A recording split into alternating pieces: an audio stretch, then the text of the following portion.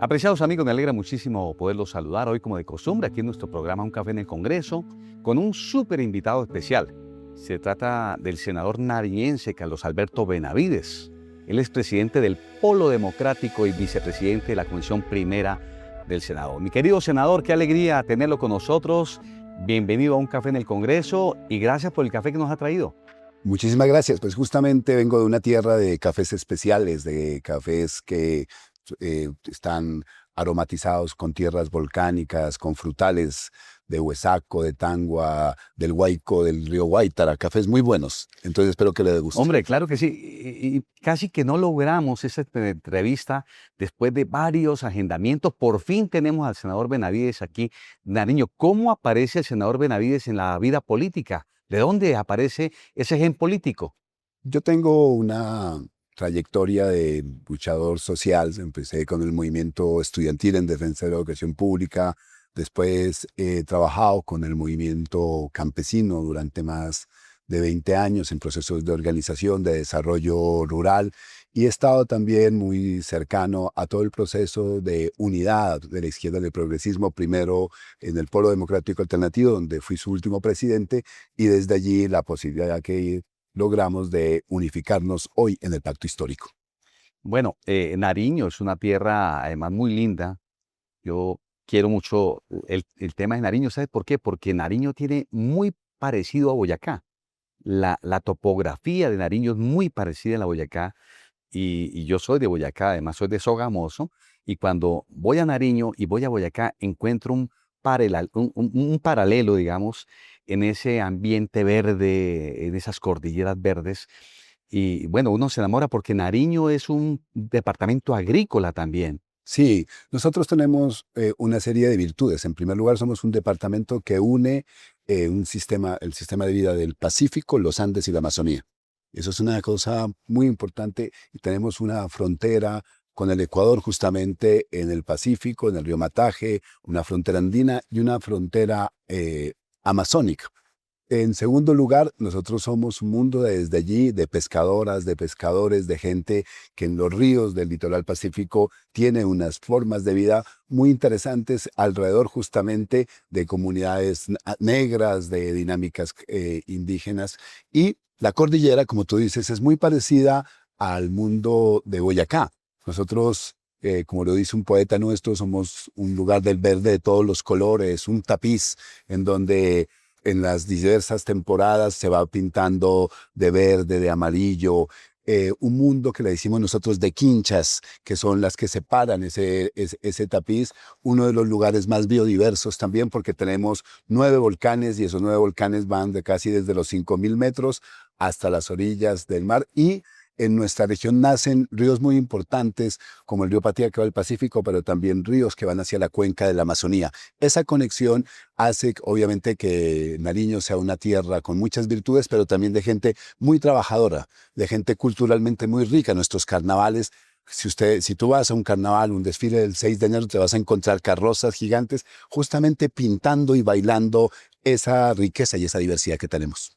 Bueno, ¿qué recuerda de su infancia? ¿Dónde hizo la primaria a propósito? Yo hice la primaria en la anexa a la Normal Nacional. Yo recuerdo de mi infancia, yo crecí entre tulpas, como le decimos, entre piedras de fogón. Mi mamá, que nos crió a 6 hermanos, yo soy el menor, como una trabajadora del maíz, del frijol, y yo crecí en una vereda de un municipio que se llama Guaitarilla, y tuve obviamente desde allí una cercanía a las luchas, a las dificultades, a los sufrimientos, pero también a las alegrías de despertarse en las mañanas con los animales, de ir viendo cómo va creciendo el maíz, cómo florecen las alberjas, cómo justamente se recoge las pepitas de café para llevarlas a la cayana, le decimos nosotros, para tostarlo. Crecí allí y ese obviamente es el lugar que yo tengo muchísima añoranza, pero también crecí en un barrio de Pasto que se llama Fátima, que era estos barrios de la clase media ascendente, que empezaba, digamos, a tener sus hijos, sus primeros hijos profesionales. Pero mis papás, digamos, fueron unos campesinos los dos, que mi mamá también una campesina muy formada intelectualmente, y ese es como mi apego a ese mundo y pues el corazón que nosotros llevamos, el ombligo que he andado por muchas partes del mundo, pero el ombligo que siempre me lleva a mi tierra. Nací con mucho orgullo al pie de un volcán. Entre la primaria y el bachillerato, seguramente tuvo que haber un profesor que le haya impactado positivamente la vida. ¿A cuál recuerda en particular y por qué? Varias, ¿no? Una la profesora Marta, ¿no? Que nos enseñó a leer y a En estimular primaria. la lectura. Pero ¿Marta hubo, qué? la profesora Marta, no recuerdo en este momento ya, era el Bastidas. Y un profesor que era el profesor Rojas. Él sí fue muy impactante para mí. Estábamos en quinto de primaria y él me enseñó a recitar y a aprender poesías y a recitar, a declamar. Y yo gané ahí a finales del quinto de primaria un intercolegiado. Lo recuerdo con mucho cariño y además eso me llevó a mí a los 10, 11 años también a un viaje por la literatura, ¿no? Empezamos con aquella, ¿no? Voy a ver el mar, ya tengo listo mi velero fantasma, no he trazado rumbos a mi ausencia, ni he fatigado el mapa localizando zonas al macabro, ya van de las borrascas, que es como, pero después por Whitman, por Neruda, y eso a mí me marcó en la vida de ese profe. O sea, él fue el encargado de abrirle el amor por la literatura. Con él y mi madre. Y escribe también, escribe poemas, Me además. escribía, no, sobre todo cosas narrativas. Mi madre también, ¿no? Mi madre fue muy influyente, mi mamá ¿Y cuál nos leía poesía, por muchísimo. ejemplo, le enseñó su mamá? Mi mamá, Neruda, ¿no? Mi mamá le gustaba muchísimo Neruda, ¿De alguna en particular, le por gustaba, ejemplo? hay varias, ¿no? Que uno puede, así, de que amo el amor de los marineros que besan y se van, dejan una promesa y no vuelven nunca más. Amor que se reparte en lecho, vino y pan. Y lo jugábamos con mi mamá también, ¿no? En las jornadas, entonces son cosas que llevo en el corazón. Bueno, ¿y sus hermanos también les gusta la política o no tanto? Mis hermanos, yo soy el menor de 6 hermanos, mis hermanos son gente que le tocó muy duro porque tuvimos pues una situación familiar, ¿no? Que mi mamá tuvo pues que criarnos, yo tenía 6 meses cuando ocurrió y mis hermanos mayores que me llevan algunos años tuvieron que trabajar y estudiar y fueron forjándose y ayudándonos a los menores. Y todos ellos estudiaron, son médicos, abogados en universidades públicas, pero ninguno se dedica a la política. Todos sí, por una cuestión de familia, del liberalismo social. Yo tuve un bisabuelo que se conoció como el precursor del liberalismo suriano, Rosendo Mora, un intelectual, geólogo también por allá. Entonces no tenemos esa influencia por mi mamá de una gran sensibilidad frente a la defensa de los derechos sociales, a la defensa de la gente, a constituirnos como seres humanos, como buenas personas. Y desde allí, obviamente, a situarnos en la izquierda del campo. Esa como sensibilidad y esa conciencia sí la tenemos en mi familia. Pero bueno, Pero de política no. claro, tómese el café que viene de Nariño, vemos que nos enfría. Muy bueno además. Vamos a unos mensajes institucionales y retomamos nuevamente aquí en un café en el Congreso, senador. Muchísimas gracias.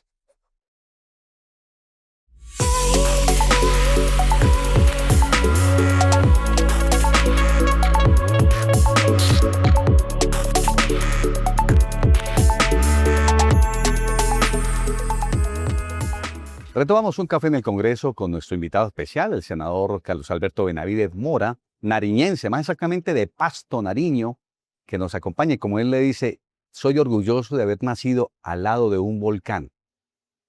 ¿Cuál fue su primera incursión en la vida pública, en la vida política, en la vida electoral?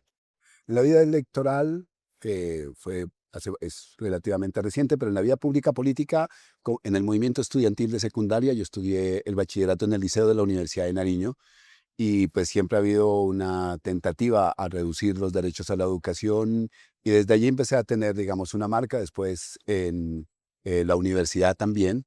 Y desde allí yo he estado sobre todo relacionado con el movimiento social, con la lucha por los derechos del movimiento social y también por el desarrollo regional y el papel que cumplen las vidas campesinas y las economías populares urbanas en ese desarrollo regional. Y eso me ha llevado obviamente a tener una posición política. Después estuve en el Frente Social y Político y desde el Frente Social y Político llegué al Polo Democrático y ahí quizás empezamos ya como a marcar una vía electoral porque para estar dentro del Ejecutivo Nacional del Polo Democrático se logra a través de votos, de delegados y he pasado los últimos 20 años en el Ejecutivo Nacional del Polo, usted decía que fui su último presidente, y electoralmente fue cuando constituimos la lista del pacto.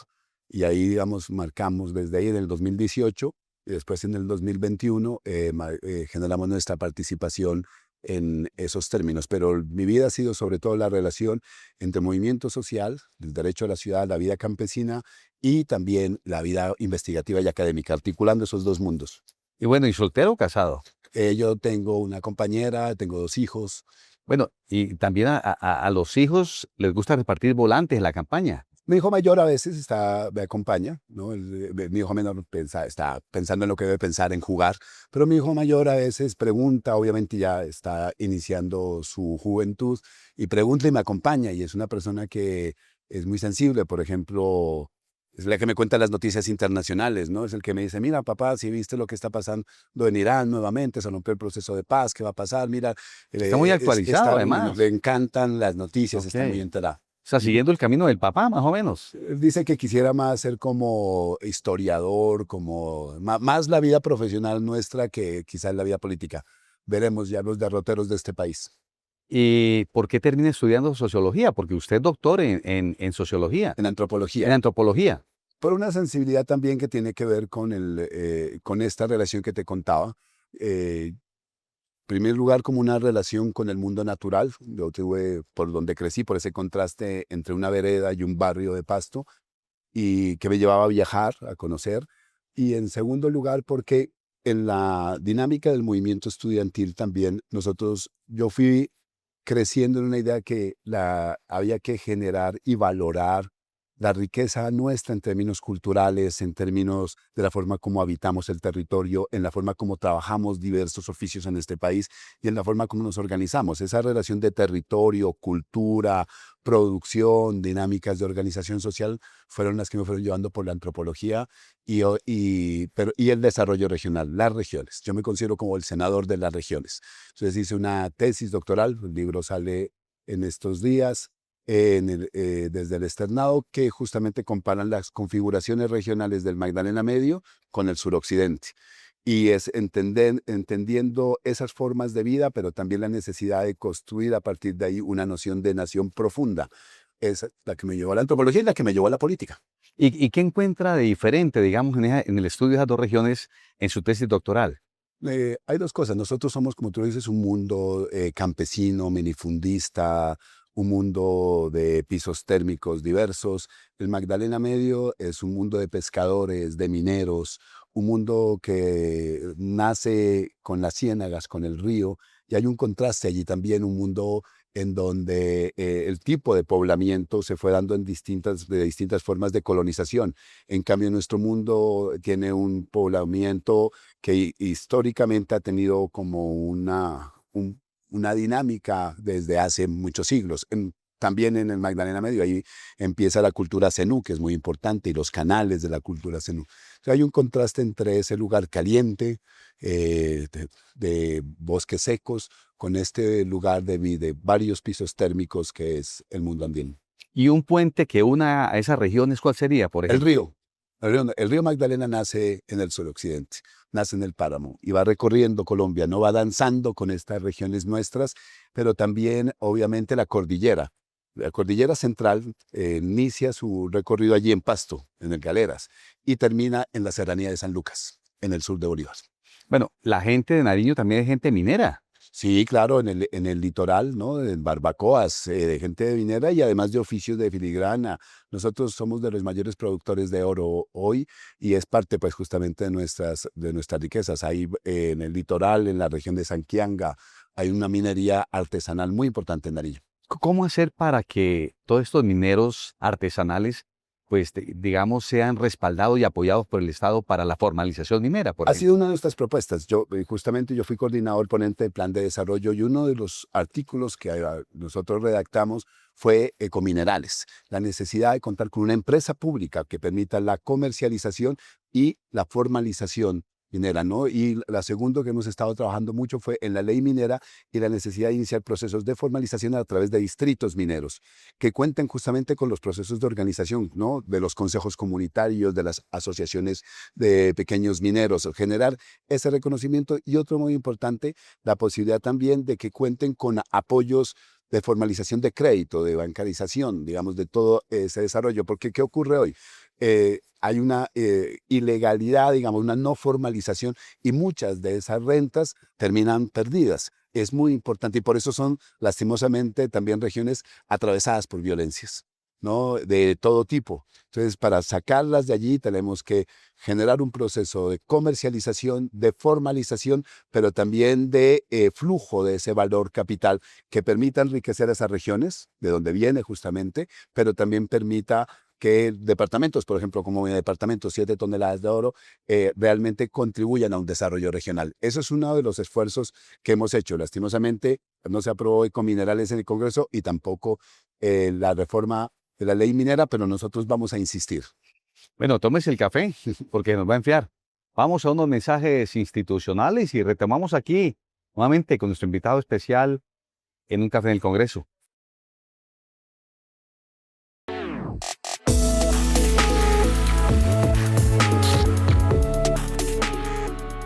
Retomamos un café en el Congreso con nuestro invitado especial, el senador del Pacto Histórico, Comisión Primera, el senador Carlos Alberto Benavides Mora, nariñense además. ¿Le gusta el cuy a propósito? Sí, mucho.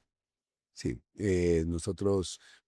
Tengo dos relaciones con el cuy. Yo crecí en la casa en donde crecí campesina, había muchos cuyes, o sea, pero que iban de una barbacoa a otra. Pero porque los criaban Sí, ahí. nos los criábamos y nosotros tenemos que ir en la mañana a coger las hojas del maíz bajo antes de que el sol, porque si no los cuyes les da cólico. Entonces tenemos una relación, pues como tener mascotas muchas.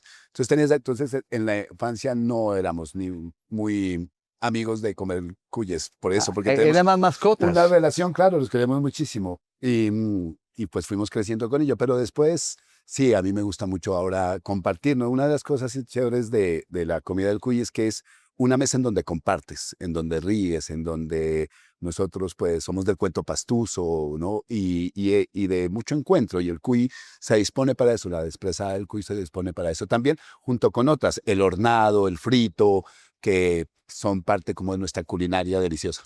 Bueno, en su trabajo legislativo como vicepresidente de la Comisión Primera le ha tocado ser ponente de varias reformas. Sí. ¿Cómo le ha ido en esa gestión Bien, legislativa? bien, hoy soy vicepresidente de la comisión en primer lugar. El primer reto nuestro fue la transformación del artículo 64 de la Constitución, que era para que nuestra Constitución reconociera las vidas campesinas. No estaban reconocidas las vidas campesinas, y eso está directamente relacionado con toda mi vida, como te has dado cuenta. Entonces, ese fue lo primero, y redactar ese artículo, porque fue recoger todas estas experiencias. Las vidas campesinas en Colombia son muy diversas, ¿no? No las podemos homogenizar. Y fueron Y, reconocidas. sí, y transformamos el artículo 64. La segunda fue... Digamos, ¿y qué logramos con ese reconocimiento? O sea, para un campesino que nos está viendo hoy, dice, bueno, ¿qué significa ese reconocimiento? Es un reconocimiento que obliga al Estado a garantizar los derechos campesinos, el derecho a su tierra, el derecho a su trabajo, el derecho a su diversidad cultural, el derecho a sus formas organizativas. En segundo lugar, junto con el plan de desarrollo, obliga también a las instituciones a generar inversiones en el mundo campesino. Nosotros tenemos el mundo campesino indígena, mundo campesino afro, mundo campesino veredal, no étnicos, somos muy ricos, y eso hace que genera la necesidad de tener un trazador presupuestal que nos diga, no solo el Ministerio de Agricultura, sino que todas las instituciones, desde deportes y demás, tengan un enfoque claro de inversión allí en el campo. Y en tercer lugar también permite algo que es muy importante. Los campesinos y campesinas han sido el sujeto de esta nación, pero han sido quizás una de las clases sociales pues, más afectadas por la violencia de todos los tipos. Este artículo también reconoce esa situación y obviamente habla de la necesidad de la reparación y no repetición de esa situación. ¿Y qué otro trabajo legislativo también? Junto a él, por ejemplo, la jurisdicción agraria, otro que me gusta, que también tiene que ver con el proceso de paz, con la necesidad de contar con un instrumento real y concreto para solucionar los conflictos. Ya está en la última parte ese proceso de jurisdicción agraria que inició también con un acto legislativo. En tercer lugar, otro que me gusta muchísimo es la gestión comunitaria del agua. En muchos lugares de nuestra tierra están los acueductos comunitarios, el manejo del agua está en manos de la gente, pero a veces no tienen los instrumentos, a veces no tienen los reconocimientos, y esto lo permite. En tercer lugar, la posibilidad de que sean protegidos los humedales. Eso es otro muy importante, y para las vidas urbanas sustancial, la vida en Neiva, la vida en Bogotá, en muchas ciudades, en las ciudades de Sabana, vimos las inundaciones. Nosotros necesitamos un manejo del agua, un reconocimiento de esos humedales, y para que nos permitan como base lo que nosotros decimos el ordenamiento territorial alrededor del agua. Y otro que me parece muy importante, lo que hemos ido logrando en términos de reconocimiento de derechos, ¿no? El de la matrícula cero, el derecho a generar mejores condiciones de acceso universitario, a generar infraestructura universitaria. Y el apoyo, yo me siento muy orgulloso de que hayamos apoyado integralmente, obviamente, la reforma laboral y la reforma pensional. ¿Cómo ve a Colombia en los próximos años, desde su visión? Yo espero que este país vaya cerrando brechas de desigualdad regionales. Yo vengo de un departamento que usualmente ha sido visto como por allá, lejos, ¿no? Y este país como que se ha concentrado solo en algunos lugares.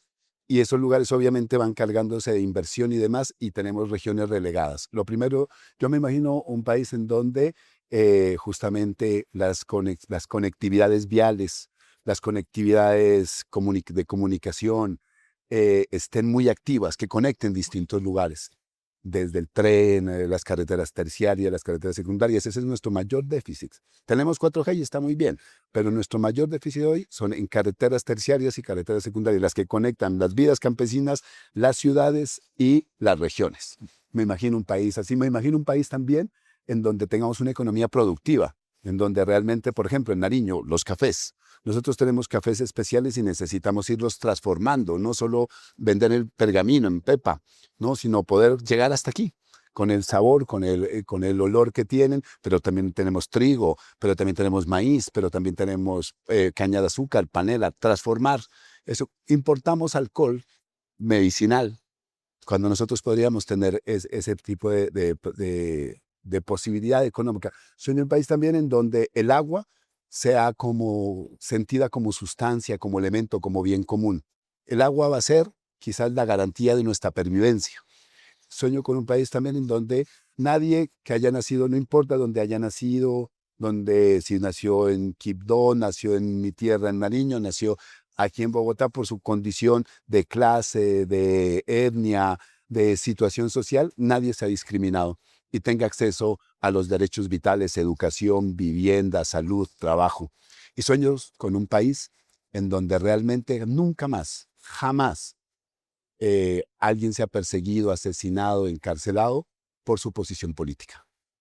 ¿Y de dónde le aparece a los nariñenses como esa chispa para los cuentos? Porque dicen que Nariño tiene una tradición muy fuerte en materia de cuentachiste. ¿De dónde le aparece ese Gente humor muy a buena, la... yo no soy tan diestro como muchos, pero porque nosotros somos de carnaval, ¿no? El carnaval de blancos y negros. Y el carnaval de blancos y negros es convertirte en muchos seres.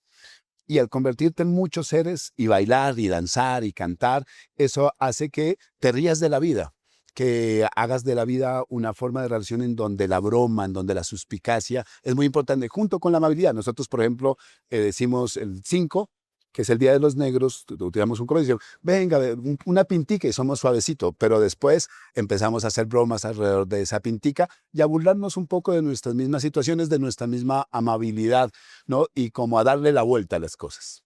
Entonces en eso somos buenos. Y, por ejemplo, ¿qué chiste pastuso usted se acuerda ahora mismo? Ahora mismo no tengo una memoria, no soy bueno para los chistes pastusos así totalmente, ¿no? O sea, usted es más bueno para la poesía, más Sí, que para los chistes. sí, me río mucho de los chistes, pero siempre no hay un chiste, hay un paisa, un caleño y un pastuso, y en donde también usualmente, por ejemplo, a través de ese cacho, le decimos nosotros, le damos la vuelta y el pastuso que parece como el más, así nomás, como decimos nosotros, es el que les da la vuelta a los otros dos. No recuerdo en este momento así totalmente un chiste que pueda comprar que pueda recordar y contar, pero Pero es bueno, muy pero importante. como ya nos contó, nos declamó la poesía, nos damos por bien servido. Pues, senador, ha sido un gustazo haber estado con usted.